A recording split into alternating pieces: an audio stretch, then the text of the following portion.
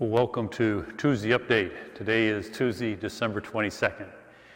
Well, this past weekend we had about 376 people come for our two liturgies, and remember we lighted the fourth and final candle on our Advent wreath. It represented peace, and boy, we need peace in our world, in our country, our communities, our families, even in our own hearts.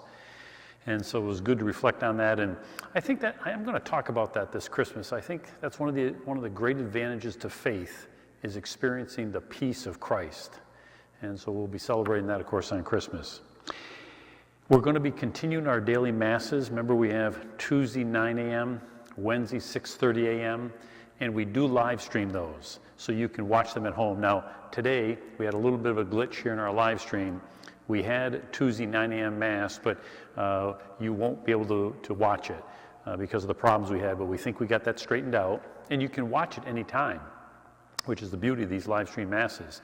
I checked last week for our Wednesday Mass. We had 550 views on two of our platforms. That doesn't include the third one, so probably well over 600 views of our daily Mass. We're really glad that you could join us for that. It's interesting, here, just for your information, for the in-persons here, so today at the 9 o'clock Mass we had 50 to 60 people, and last Wednesday morning at 6:30 we had 20 to 25. So that's about how many people were getting to daily Mass. Confessions. I will be in the parish, I'll be in the chapel tonight from 5 to 6 if I can help you with a confession. I'm always privileged to do that. And of course, I'm always around on Saturdays, 4 to 4:45 in the chapel. So the Tuesday evenings will end tonight, but Saturday's always available, okay? We had an absolutely fantastic experience this past Sunday with the drop-off of the food bags. Remember we did our Advent in a box, and there was that little bag in there, and part of the whole thing of doing our preparation for Advent was to fill that with food items. And we're trying to help out the food pantries in January. See, after the holidays is when the shortage happens. So we had the staff is so great. They had it all figured out. Nancy Rusty is kind of the one who kind of came up with this whole thing, but our staff all jumped in, and then a bunch of volunteers jumped in. And so we kind of had an express line that people could drop off their food bags. And then for those who had a little bit of time, they came in around the parish center circle. And we had a lot of Christmas music, very festive, and we had Santa there. Santa reports back to me, no coal for St. Pius today. Very impressed with St. Pius adults and kids. We've all been good this year, he said, so that was good. But we had a wonderful time. Here's the best part of it. You wouldn't believe the amount of food we collected.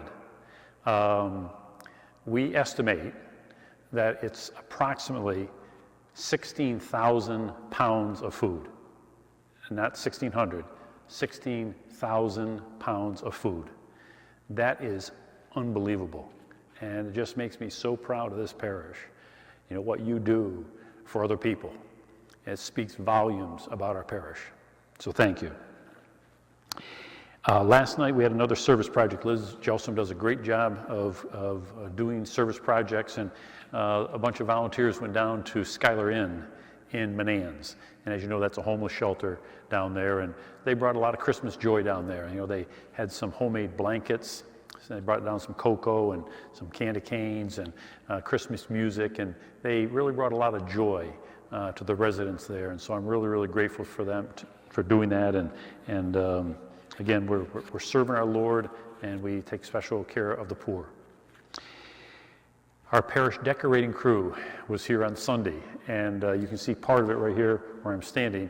You're going to very much like how the church looks when you're here for Christmas or you're watching us on the live stream. Church looks beautiful. They do such a great job. I'm really grateful to them. One of the things we're doing different this year is this little tree with your ornaments. It really meant a lot to me, the fact that we can't have the majority of people here for Christmas, but I really wanted something from your family to be on our tree. And so many people reached out, and you know, we got some pictures of families here, we got some ornaments. I think there's even a New York Giant candy cane in the back there. So it's just nice to be able to have a part of you and your family here as we celebrate Mass, to keep us together as a parish family. Next year, we're all going to be here. But for this year, this is really nice that we could do it. So thank you to those of you who brought something in. You know, COVID has really challenged us this year, and you know, our staff has worked really, really hard. They are such a privilege to work with. I wish every priest had the opportunity to work with the staff that I get a chance to work with every day. And they've really had to think outside the box in order to keep us all connected and to kind of continue to live out our mission statement even in the midst of COVID. So one of the things I wanted them to take next week off. I wanted them to take between Christmas and New Year's off and be with their families because they put in a lot of extra hours. And so our office will be closed completely next week between Christmas and New Year's. Nobody will be here. If you do have an emergency, you can always call and we'll get back to you, but won't be anybody in the building. Well, let's talk some Christmas details. We're almost there, huh? Christmas is almost here. So remember, we got our three options. Either people coming to Christmas Mass here, doing the drive-through communion, or staying at home and watching the live stream. So just for those who are going to be coming to Mass, again, really appreciate your patience with getting the reservations. It's our first time through. Neil Johanni's doing a super job, but thank you for your patience. There's always a few bumps in these things. Right now, the church is full for the 1 o'clock, the 4:30, and the 8 p.m. It's about 2/3 full for the 10 a.m. on Christmas Day. The parish center, there are still some openings in there for the 8 p.m. and the 10 a.m. As a matter of fact, there's a little bit more space in there. Sometimes people like to go in there. So I don't think, maybe the 4:30 is almost full, but for the rest, there's some space in there. So if that might be something you want to do, there's room there. The chapel has limited seating, of course. It's filled for the 1 and 4:30, but I believe there's a small number of openings for the 8 p.m. and the 10 a.m. Just a couple of reminders. Don't arrive earlier than 30 minutes before the start of Mass. And if you could be seated by 15 minutes before, that helps us out. We've got some nice music that you're going to enjoy when you get here. If you're coming to the church, please come through the main doors. If you're going to the parish center, go through the parish center doors. If you're going to the chapel, come through the chapel doors, or sometimes referred to as the gathering area doors. Okay? If your plans change, just call Neil Johanni. He'll make the change for you. And we ask that you don't bring any more people than what you've registered, so that we don't have a situation where we got too many people. Okay? And you have received probably an email confirmation when you made your registration. You got something back right almost immediately. Bring that with you. That help. That's your little contact tracing form that we'll need. Okay.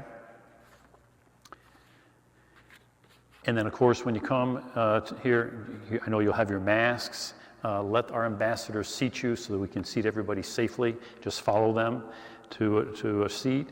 And then if you can come as an entire group, make sure your whole group is here before you come in.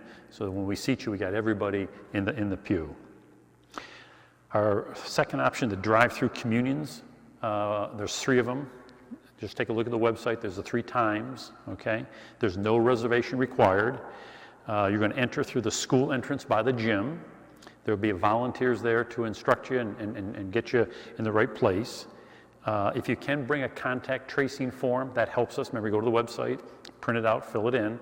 If you don't have a computer, don't have a printer, don't worry about it. We'll have extra sheets there. It just makes it go along a little quicker if you've got your sheet filled out. And the ambassadors will kind of put you in line. You'll turn in a contact tracing form at some point in the line.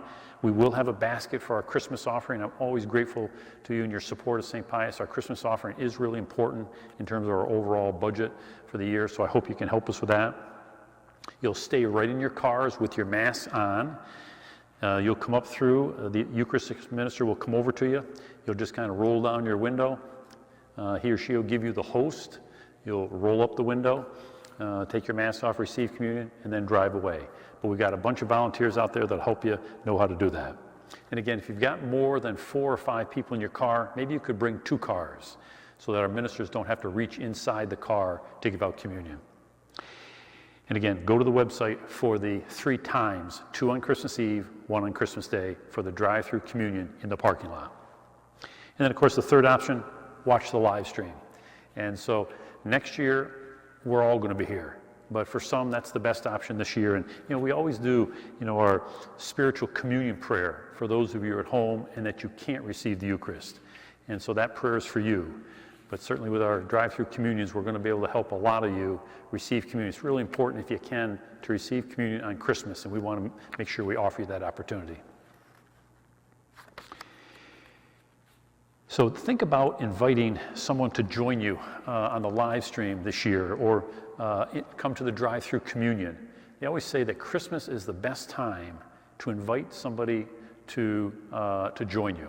They're most open to doing that. And I just think of some people, with all that's gone on in 2020, faith has so much to offer us. And sometimes it's that little gentle invitation is all some people need. So think about that, if there might be somebody that could join you.